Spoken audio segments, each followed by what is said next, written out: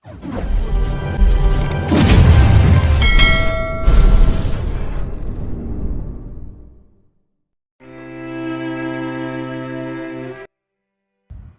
mo kailangan magpasalamat sa akin, Camille. Ani Elias na makahulugang sumulyap sa dalaga. Alam mo namang pamilya na ang turing ko sa'yo. Aniya pa sa ngumiti ng matamis. Tila naman hinaplos ang puso ni Camille dahil sa narinig. Napakabuti talaga nito sa kanya. Ngunit ang hindi alam ni Camille para kay Elias, ang ibig sabihin ng pamilya ay nalalapit sa bilang magkasintahan. Lihim na napangiti si Elias habang patuloy ang pagmamaneho ng kotse. Maganda ang mood niya dahil kasama niya si Camille ng mga sandaling iyon ng solo. By the way, balita ko nasa US din ang Northville International School. Hindi ba merong programa ang St. Clair University kung saan nagpapadala sila ng students kada taon para doon mag-aral? With your grades, you can pass if you try. Tamang sinabi ni Elias. Nasa US din ang Northville International School kung saan binabalak niya mag-apply sa program na yon ng kanilang university para makapag-aral abroad. Biglang nagliwanag ang isipan ni Camille at nagkaroon siya ng pag-asa na gumanda ang kanyang future kasama si George sa ibang bansa. Huminto ang kotse sa Ethereal State Apartment.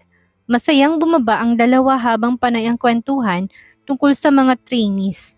Magkasabay din na sumakay ang elevator ng dalawa at naghiwalay lang ng sapitin nila ang kani-kanilang mga apartment. Si Elias ay sa kaliwa dumiretso at si Camille naman ay sa kanan nagtuloy.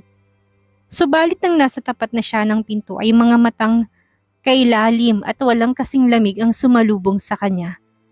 Naistatwa si Camille nang makita ito't pansamantalang hindi nakapag-react. Umangat ang gilid ng labi ni Sergio, punong-puno ng sarkasmo. Bakit biglang nawala ang ngiti mo? Naistorbo ko ba ang date nyo? Ang gwapong mukha ni Sergio na babalutan ng madilim na aura ng mga oras na yon. Nang makauwi siya kanina sa hotel, nalaman niyang umalis na si Camille nang hindi man lang kumakain. Iniisip niyang baka na-offend niya ito kaninang umaga at nagalit to. Kaya naman dali-dali siyang nagpunta sa apartment nito para sana i-comfort ito.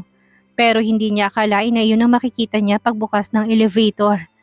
Elias was with her again and they were happily chatting. Pakiramdam tuloy niya ay parang pinupukpok ng martilyong kanyang dibdib. Hindi na niya makontrol ang galit sa kanyang dibdib kaya naman binalingan niya ito ng may malamig na tingin. Pipi ka ba? Bakit ayaw mo magsalita? Inis niyang tanong nang makitang nakatingin lang ang babae. Samantala, hindi naman maintindihan ni Camille kung bakit nagpakita ito ngayon sa kanyang apartment. Hindi ba ito nagpunta ng blind date? Nakagat ni Camille ang pang-ibabang labi sa kakalmadong nagsalita. Kalimutan mo nang nangyari kagabi, wika niya. Otomatikong nagtagi sa mga ngipin ni Sergio sa sinabi nito. Sergio were so angry that he wanted to laugh. Nagawa ko na. Paano ko makakalimutan?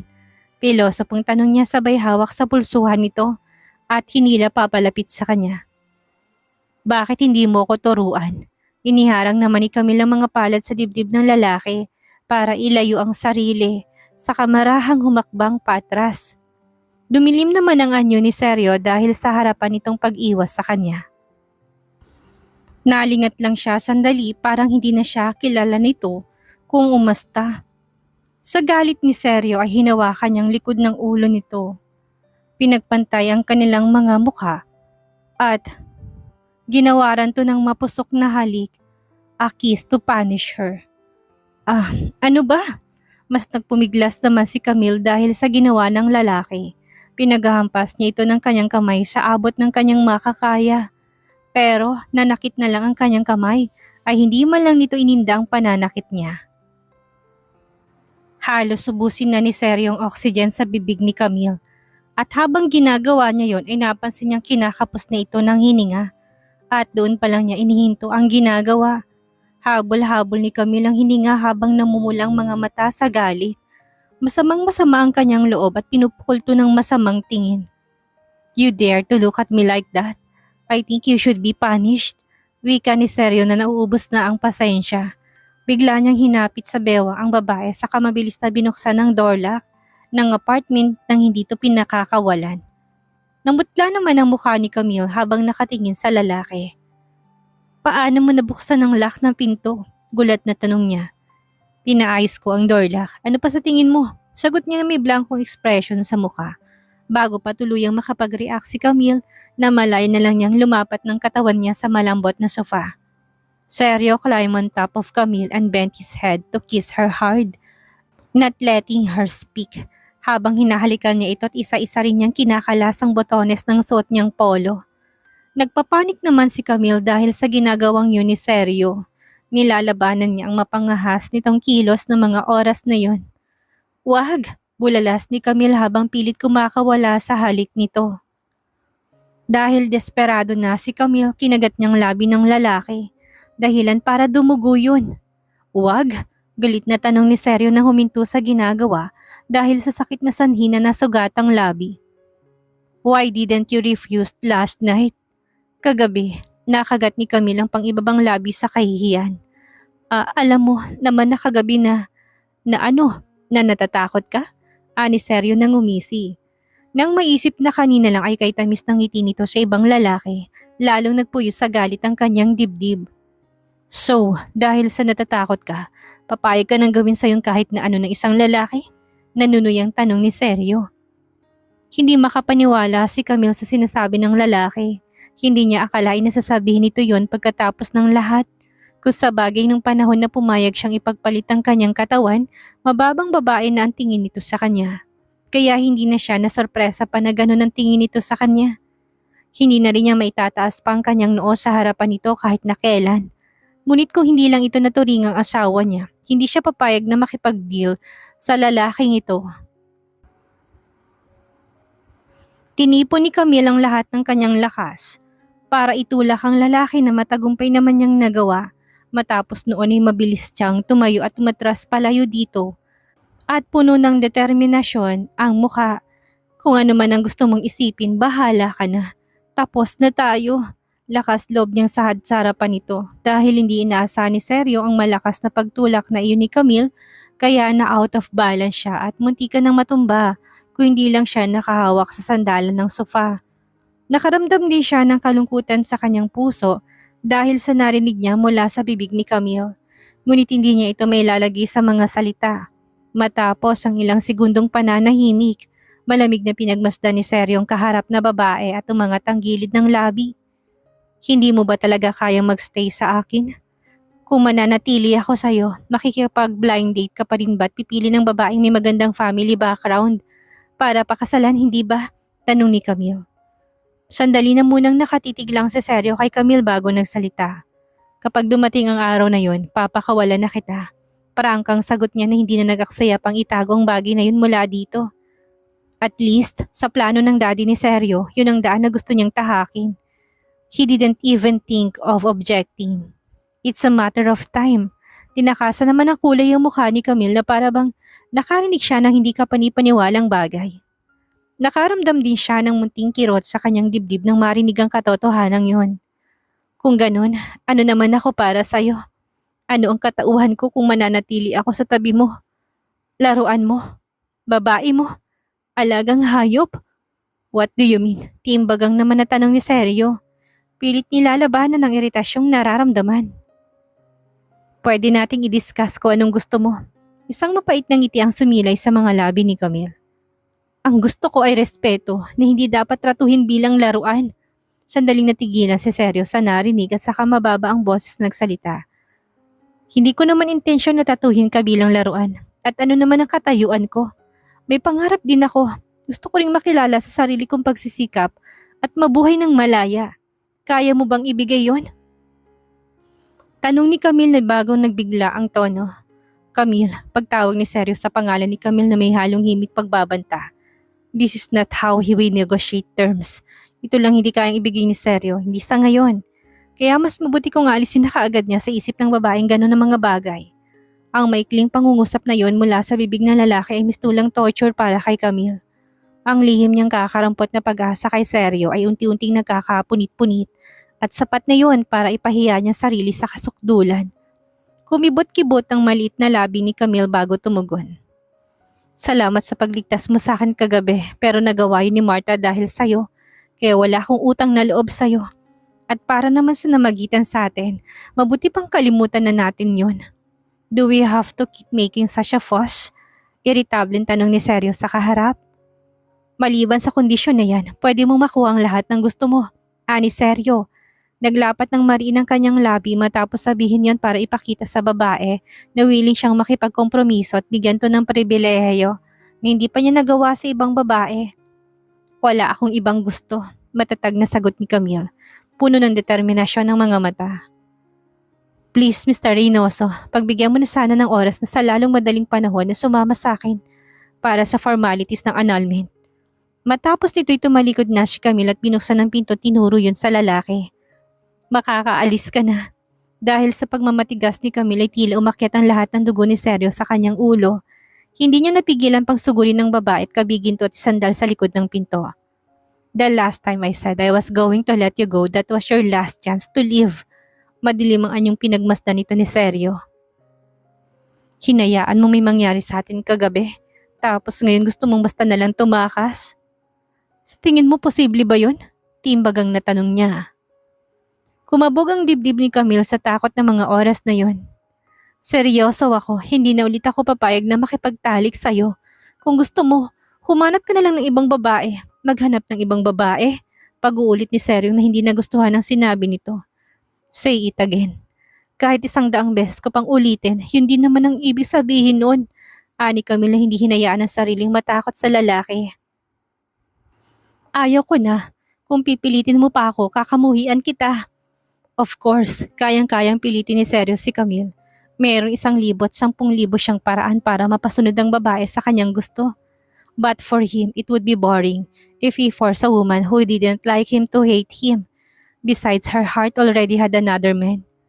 Maya-may binitawan si Camille ng lalaki saka tumalikod na ito at lumabas sa apartment niya nang walang kahit na isang salita. Sa entrance ng elevator, nakatayo doon si Elias na nakasuot ng casual na t-shirt at trousers na para bang hinihintay talaga nito si Seryo. We meet again, Mr. Reynoso, bati ni Elias sa lalaki. Hindi naman pinansin ni Seryo yung lalaki saka inangat ang kamay para pindutin ang elevator button. Sa halip na makaramdam ng inis, kalmadong nagsalita si Elias. Mr. Reynoso, alam mo ba kung bakit ni-reject ka ni Camille? Natili namang nakatayo lang si Seryo at hindi gumagalaw, pero ang mga mata niya ay manandidilim. Umarkong gilid ng labi ni Elias. Dahil nangako siyang sasama sa akin sa US at hindi na muling babalik pa. Sa isang iglap, naging madilim ang anyo ni Seryo. Subukan mo, aniya na may himig pagbabanta. Alam mo ba kung anong pinagkaiba nating dalawa, Mr. Reynoso? Mahina pang natawa si Elias pagkasabi noon. Hindi pinansin ang panganib na rumihistro sa mukha ng kaharap. If I want, she'll come with me. What you can't have, I can easily have. Obviously, ngayon lang nakita ni Elias ang buong proseso ng gusot ng dalawa. At sa puntong iyon, ang lalaking mabait at magalang ay naghubad na ng kanyang maskara. Iyan ang pinagkaiba nating dalawa. Halos madurog ng mga ngipin ni Seryo dahil sa matinding pagkakalapat ng mga yon. Nalilisik ang kanyang mga mata at madilim ang anyo na hinarap sa Elias at inundayan ng suntok. Dahil hindi inaasahan ni Elias ang atake na yon, nasapul siya nito at napatras ng ilang hakbang. Dagli ang pumutok ang kanyang labi dahil sa suntok na yun mula kay Seryo. Nasapon ni Elias ang ulo, pinunasan ng likod ng palad ang bibig na dumudugo at nang aasar na tumawa. Mr. Reynoso, hindi mo man lang naranasan kung gaano kasarap ang isang bagay na nandyan na mismo sa harap mo. May dinat ng hahamong turan pa niya. Sa isang iglap, nahigit ni Seryo ang kwelyo ni Elias at pahampas tong sinandal sa pader. Ang mga ugat niya sa braso at kamay ay naglalabasan dahil sa matinding galit. Magkakasunod niya itong sinuntok na halos mabasag ng mukha nito dahil sa tindi noon. Sa isang iglap, nabalutan ng sariwang dugo ang suot nitong damit. Itigil niyo yan! Sigaw naman ni Camille. Nang makitang dalawa na nagpang-aabot, kaagad siyang lumabas nang makarinig na nagkahagulo mula sa labas ng kanyang apartment. Nagmamadaling lumapit si Camille sa mga ito at sinubukang paghiwalayin ang dalawa. Pero si Seryo tila hayop na uhaw sa sariwang dugo ng mga sandaling iyon. Pulang-pula ang kanyang mga mata sa galit. Ang katawan at kamao niya ay tila ba walang balak tumigil sa ginagawa. Itigil mo yan, Mr. Reynoso. Tama na, ano ba? Sigaw ni Camille na hindi malang natinag sa pag-awat niya. Nung una ay nakakaganti pa si Elias ng pagsuntok, subalit dahil nanlabo ng kanyang mga paningin ay dahil sa dugong umaagos sa kanyang mga mata, ay hindi niya na magawang makapanlaban pa. Baka sa mukha ni Seryong matinding galit at walang awa habang patuloy na sinusuntok ang walang kalaban-laban na si Elias. Hindi na alam pa ni Camille ang gagawin ng mga sandaling iyon. Natatakot siya sa maaring gawin ni Seryo kay Elias. Natatakot siya na baka mapatay nitong lalaki.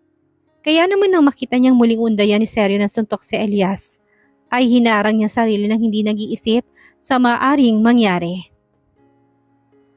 Ang suntok ni Seryo ay tila basing bilis ng hangin at wala ng paraan para mapigilan pa. Namutla at natakot si Camille ng mga sandaling iyon, kaya ang tanging nagawa na lang niya ay pumikit. Subalit napadilat ng mga mata si Camille na maramdamang walang suntok ang tumama sa kanya. Napalunok pa siya nang makitang gahibla na lang ng papel ang pagitan ng suntok na yon para lumapat sa kanyang mukha. "Get out of my way!" Nalilisik ang mga matang wika ni Seryo sa babae at nakatiing bagang. Namumutok ang mga ugat sa kanyang kamao sa pagpipigil na huwag tumama kay Camille ang suntok na pekinawalan niya para sa hayop na si Elias. Nanginginig man sa ipinapakitang takot ni Seryo, nanatili pa rin si Camille sa kinatatayuan at dumipang mga braso upang harangan na lalaki na sa likuran niya. "Kung sasaktan mo ko, tatawag ako ng pulis," matapang na bulalas ni Camille sa lalaki. Sandaling namayaning katahimikan sa pagitan ng mga ito, ngunit maya-maya rin ay tumaas ang gilid ng labi ni Seryo at ngumisi. "Sa tingin mo ba, sinuntok ang gagong niya nang walang dahilan?" Tanong ni Seryo sa babae, blankong kanyang mga mata at hindi kakitaan ng emosyon. "Kahit ano pa yung dahilan mo, maling-mali na nananakit ka ng tao," muling sagot naman ni Camille na hindi kinubli ang galit sa tono. "Kung ganun, gusto mo siyang protektahan?" Malamig na tanong ni Seryong nakatingin ng diretso sa mga mata ni Camille. Ibinuka ni Camille ang bibig subalit wala siyang maapuhap na sasabihin sa lalaki, kaya naman muli siyang natahimik. Wala siyang gustong protektahan na kahit na sino. Natatakot lang siyang baka mapatay nito si Elias dahil sa bugbog. Sa likod, hinawakan ni Elias ang balikat ni Camille ng duguan niyang kamay saka mahina't nag-alalang nagsalita. "Camille, delikado, umalis ka na. Baka kung ano pang gawin sa'yo ng baliw na yan." Habang sinasabi niya, sinubukan ni Elias na tumayo subalit dumaustos lang siya at sumalampak sa sahig. Mabilis namang dinaluhan ni Camille ang lalaki na hirap at saka marahantong isinandal sa pader. Nang makita yun ni Seryo, sarkastiko siyang umisi sa dalawa. "You're so stupid." Nanigas ang likod ni Camille nang marinig yun. Paglingon niya, nakatalikod na si Seryo at sumakay na sa elevator.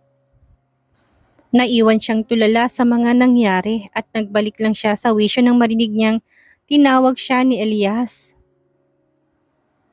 "Ha?" Nilingon ni Camille ang dugo ang lalaki. "Kuya Elias, tatawag lang ako ng ambulansya. Hintayin mo ko." Mabilis na kinuha ni Camille ang phone at mabilis na nag-dial sa emergency hotline. Mabilis namang sinagot ng mga itong tawag at kaagad na rumisponde. Matapos gamutin ang mga sugat na tinamo ay nagpumilit na rin si Elias na umuwi sa apartment. Hindi naman malala ang tinamo niyang sugat at hindi na kailangan pang makonfine.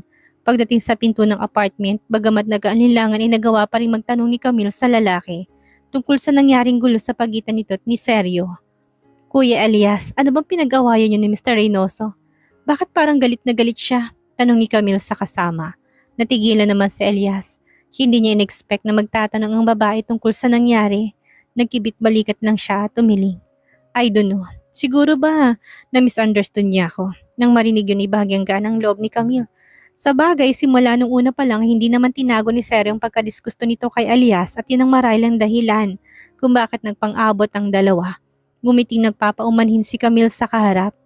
"Pasensya ka na, Kuya Elias. Ako nang humihingi sa'yo ng sorry." Ani Camille na nakaramdam ng guilty dahil sa nangyari. Ang totoo ay hanggang sa mga sandaling iyon ay nanginginig pa rin siya. Pumasok pa nga sa kanyang isipan na pagdudahan si Elias dahil baka may nasabi itong ikinagalit ni Seryo. Pero alam niyang hindi dapat siyang magduda. Si Elias ay mabait na tao at nire-respeto ng lahat, bagay nakabaliktaran naman si Seryo na masyadong mainitin ng ulo at lahat ay dinadaan sa pananakit.